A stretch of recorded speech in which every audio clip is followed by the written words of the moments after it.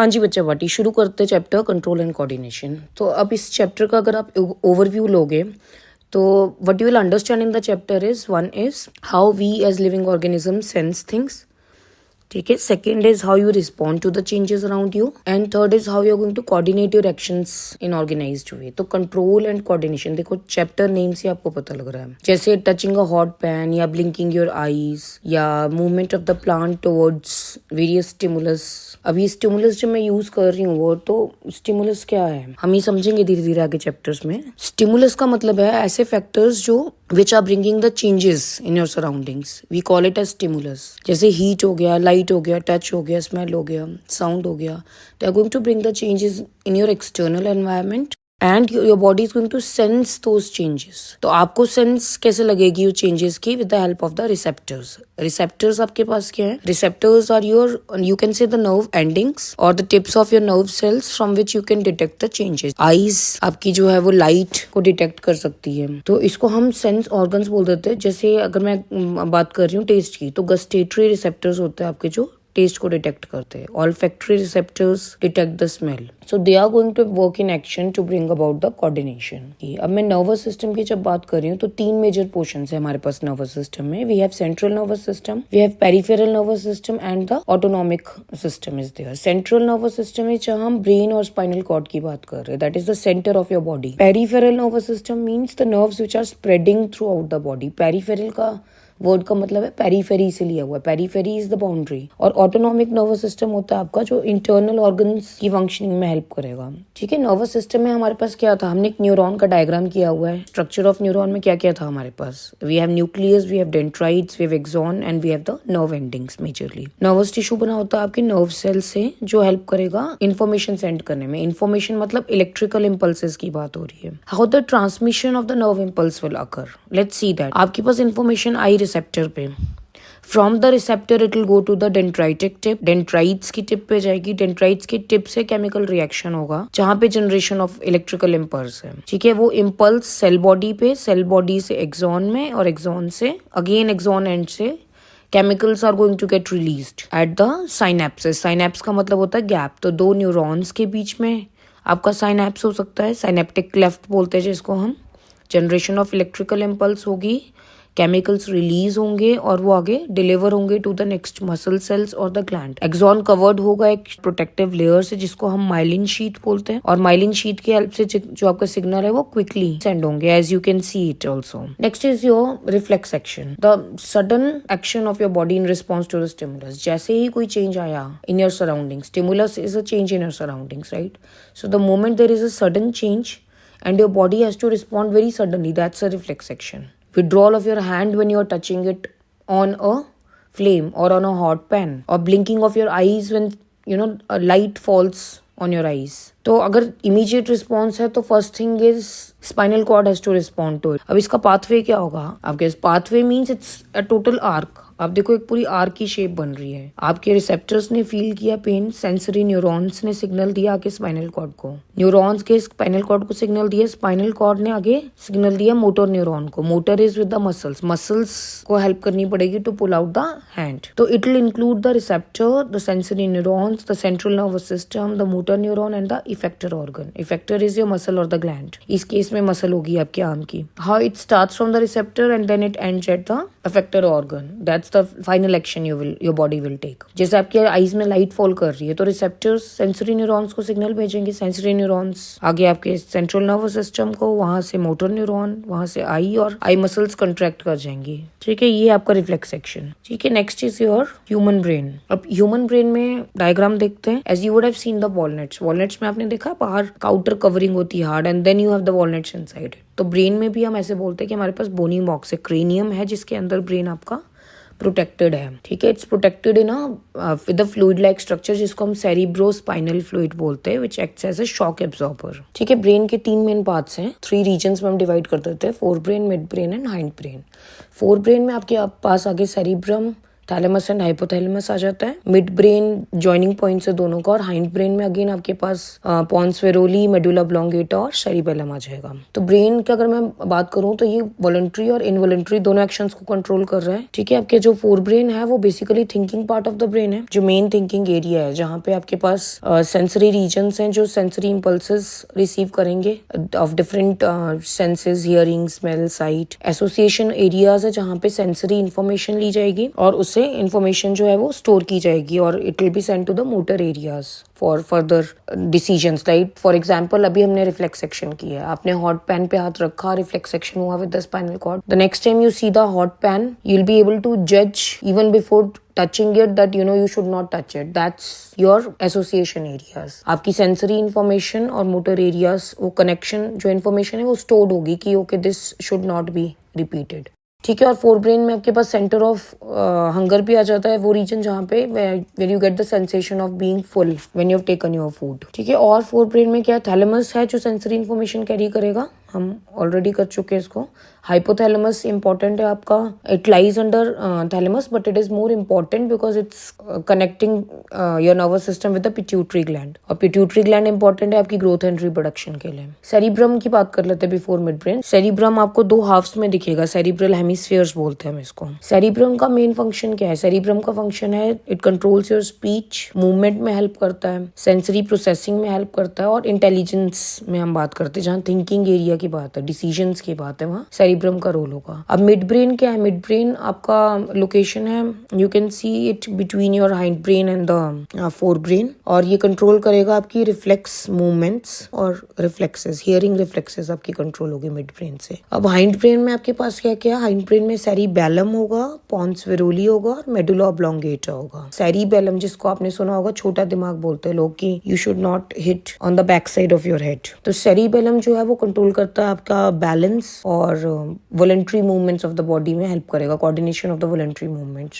इसलिए आपने सुना होगा कि when people take alcohol this is the first area which gets affected. Pons varolii जो है आपका वो बेसिकली ब्रीदिंग रेट और स्लीप पैटर्न कंट्रोल करने के काम आता है, और मेडुला ऑब्लोंगेटा आपका ब्रीदिंग, हार्ट रेट, स्वेलोइंग और ब्लड सर्कुलेशन के काम आएगा। इनवॉलंटरी एक्शंस जो आपके वो मिड ब्रेन और हाइंड ब्रेन कंट्रोल करेगा। Medulla involuntary actions such as blood pressure, vomiting, salivation, और सेरिबेलम जो है वो वॉलंटरी एक्शंस जैसे walking, riding a bicycle, picking a pencil, ये सारी चीजें ऐसी हैं। पेंसिल को पिक करना या बाइसिकल पे राइड करना, इट नीड्स अ बैलेंस। इसके बाद है आपका कोऑर्डिनेशन इन प्लांट्स। अब कोऑर्डिनेशन इन प्लांट्स में जब हम बात करते हैं तो plants they don't have any nervous system, so we are not going to talk about any neuromuscular junction, no muscles, no nerves. So how they are going to respond? तो plants में हम दो तरह की चीजें पढ़ेंगे, two types of movements we are going to talk about. One is dependent on the growth and second is independent of the growth. तो growth पे dependent है, जैसे आपका seed germinate कर रहा है तो root की movement downwards होगी, stem की movement upwards होगी। Independent of the growth है कि you are touching a mimosa pudica, that's a chui mui plant, it will quickly fold up and droop। तो वो जो drooping of the leaves है वो क्यों हो रही है? They are going to be chemicals released because of the change in the level of water, इसलिए वो drooping of the leaves हो जाती है। सेकेंड है movement due to the growth. आप देख लो जैसे आपके टेंड्रिल्स हैं, पी प्लांट्स हैं या मनी प्लांट है आपका, they are sensitive to touch but they are going to grow with the help of certain support, directional movement, इनकी ट्रॉपिक मूवमेंट्स हो जाती हैं। एनवायरमेंटल फैक्टर्स जैसे लाइट, ग्रेविटी इनको ट्रिगर करेगी इनकी मूवमेंट्स को। ठीक है, दे कैन मूव पॉजिटिव और द नेगेटिव। पॉजिटिव मतलब in the direction of that factor and negative मतलब against the direction of that factor. Phototropism is in response to the light. You see a sunlight and then see the movement of the stem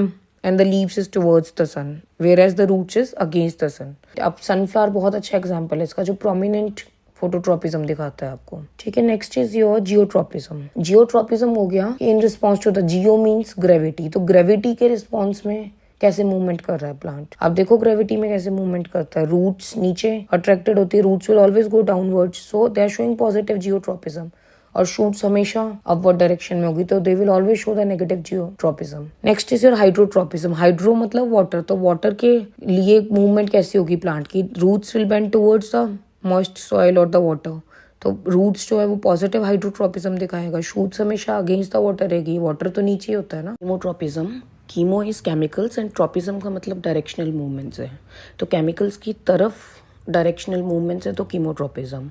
इसकी बहुत अच्छी example है आपकी pollination. देखो pollination में क्या होगा, पोलन ट्यूब की ग्रोथ होगी, ओव्यूल में केमिकल्स रिलीज होंगे, so the pollen tube is going to grow towards the ovule. From the style it will go towards the ovary and then the fertilization will occur. Last is your thigmotropism. Thigmo means touch and tropism again means directional movement. इसमें आप example ले सकते हो your tendrils of pea plant या morning glory plant हो गया. आप देखो वो movement होगी, there is going to be a twinning motion of the vines around a certain support. या आपने मनी प्लांट देखा होगा, एक सपोर्ट के अराउंड वो अराउंड द टच मूव करेगा, तो दैट इज योर थिग्मोट्रोपिस. अब यहाँ से एक चीज और समझ लेते हैं, अगर मैं थिग्मोनेस्टिक मूवमेंट्स की बात करती हूँ, thigmo is again touch right and nastic is just the movement, it is independent of the direction of stimulus. इसको स्टिमुलस की डायरेक्शन से कुछ लेना देना नहीं है. एग्जाम्पल्स देखो, Venus fly trap, they are going to trap prey, which means that the nesting movements are very fast, they are very quick and they are independent of the direction of stimulus. जबकि आप tropic movements में हमेशा direction की बात कर रहे हो, they are growth dependent movements. Nastic में ग्रोथ इंडिपेंडेंट है. आपका मिमोसा प्यूटिका टच मी नॉट हो गया, वो जस्ट लीव्स उसकी फोल्ड हो रही है because of the change in turgidity, turgid pressure change हो रहा है. और यहाँ पे आप फैक्टर्स की बात कर रहे हो बिकॉज ऑफ, जैसे आप ऑक्सिन्स की बात करते हो जो फोटोट्रोपिज्म में बात कर रहे हो, बहुत प्लांट्स देखे होंगे आपने बेंड हो जाते टुवर्ड्स वन साइड और द अदर साइड, तो उनकी इक्वली यूनिफॉर्म ग्रोथ नहीं हो रही है. That bending is because of the collection of auxin on one side. Next is your phyto hormones. Plant hormones बोलूं मैं, फाइटो हार्मोन्स बोलूं, और I can say that they are plant growth regulators. Hormones basically आपके पास chemicals हैं, कोई chemical से derive किए हुए सब्सटेंसेस हैं जो हेल्प करेंगे प्लांट की ग्रोथ एंड डेवलपमेंट में.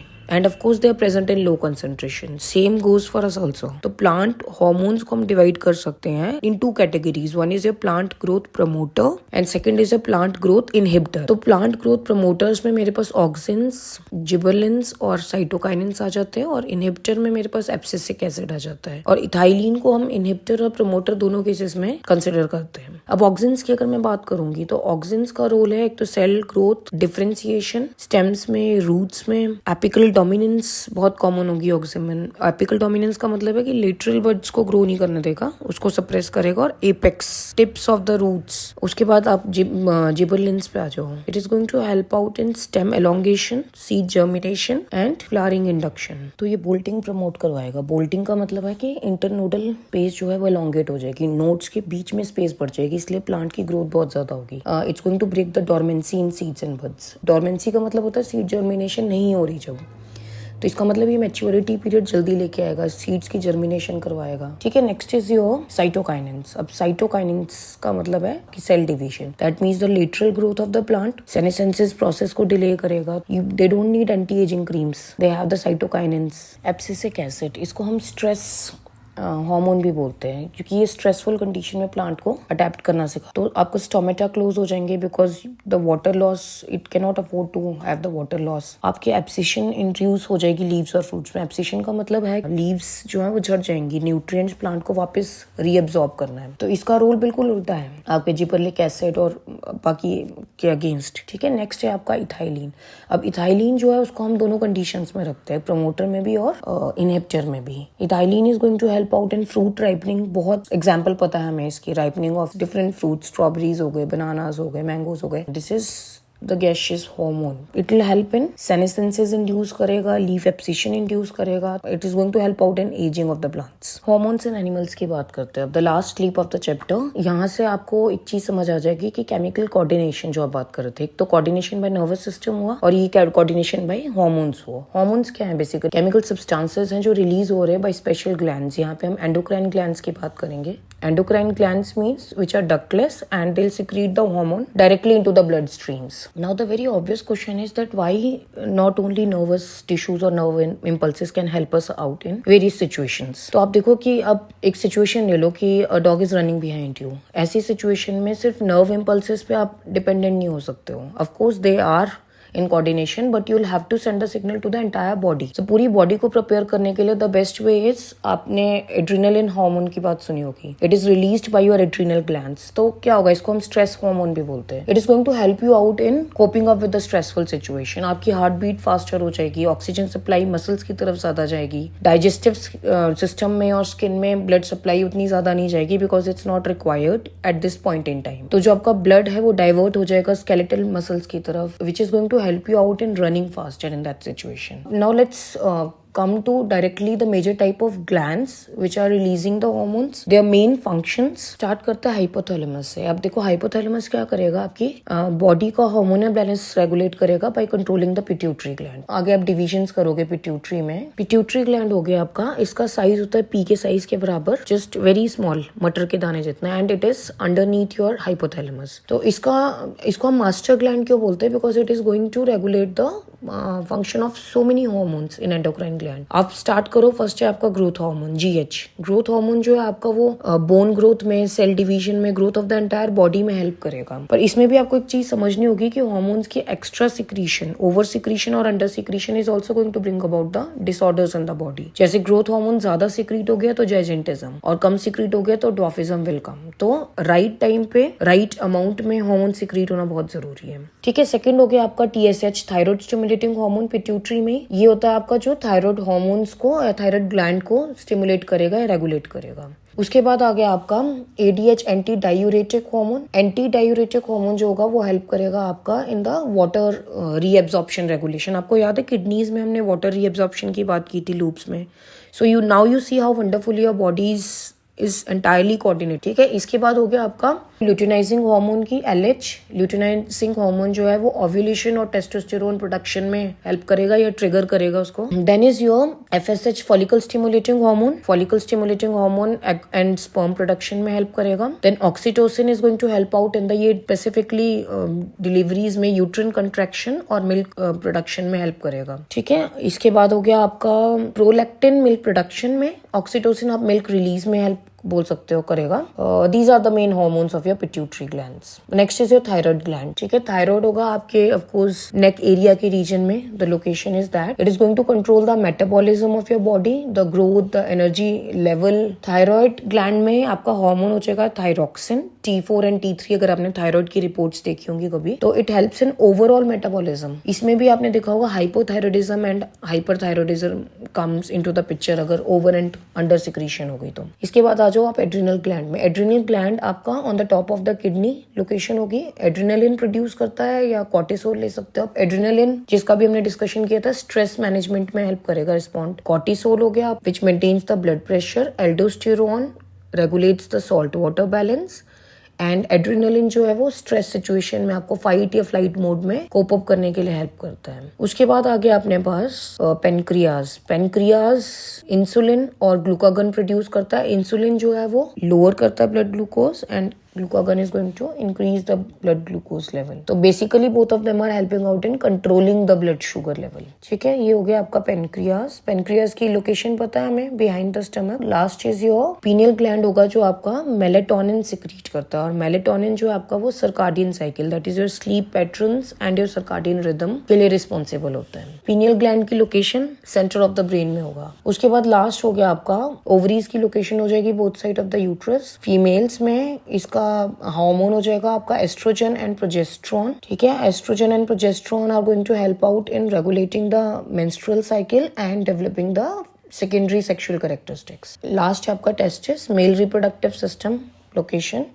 And it is going to help out in production of the testosterone. Testosterone जो होगा वो आपका हेल्पफुल होगा for sperm production and for secondary sexual characteristics in the males. The last thing here is a feedback mechanism. अब जो hormonal regulation हो रही है वो कैसे हो रही है? With the feedback mechanism. Feedback mechanism मतलब how the body is going to give the feedback. Positive feedback मतलब कि आप अच्छा पढ़ रहे हो बेटा और अच्छा पढ़ो. नेगेटिव फीडबैक इज कि आपको कुछ एक्टिविटीज को स्टॉप करना है. तो ऐसे हमारे पास positive and negative feedback mechanism है. पॉजिटिव फीडबैक का मैकेनिज्म है कि अगर बॉडी में जरूरत है किसी पर्टिकुलर हार्मोन सिक्रीशन की तो और ज्यादा सिक्रीट होगा. नेगेटिव फीडबैक मैकेनिज्म है कि ऑलरेडी सिक्रीशन ज्यादा हो चुकी है, उसको स्टॉप करना है, इनहिबिट करना है. नेगेटिव फीडबैक मैकेनिज्म की एग्जांपल देती हूँ आपको. ब्लड शुगर रेगुलेशन में आपने you have taken a meal, your blood glucose level is increased. तो इंसुलिन जो सिक्रीट हो रहा है वो क्या करेगा? It will help out in regulating this glucose uptake by liver, muscle cells and fat cells. Liver क्या करेगा, आपका ग्लूकोज रिमूव करेगा ब्लड से and it is going to store it in the form of the glycogen. जब आपका blood glucose level वापस normal level पे आ गया तो इंसुलिन सिक्रीशन ऑटोमेटिकली रिड्यूस हो जाएगी. That is the regulation of the blood. Negative feedback mechanism. Positive feedback mechanism की example आप ले सकते हो like during child birth. Now at that point in time the body is already aware of कि oxytocin की production ज्यादा चाहिए because uterine contraction is required. तो more and more of the contractions will increase till the time the baby is delivered, right. तो वो positive feedback mechanism है. Body को पता है कि at this point in time your secretion of the hormone is required more in amount. ठीक है. For so इसलिए हम बोलते हैं कि हार्मोन्स जो है particular target organs and particular functions के लिए रिस्पॉन्सिबल है. So that is all about your feedback mechanism. That ends your chapter. Keep revising it. Okay, bye bye.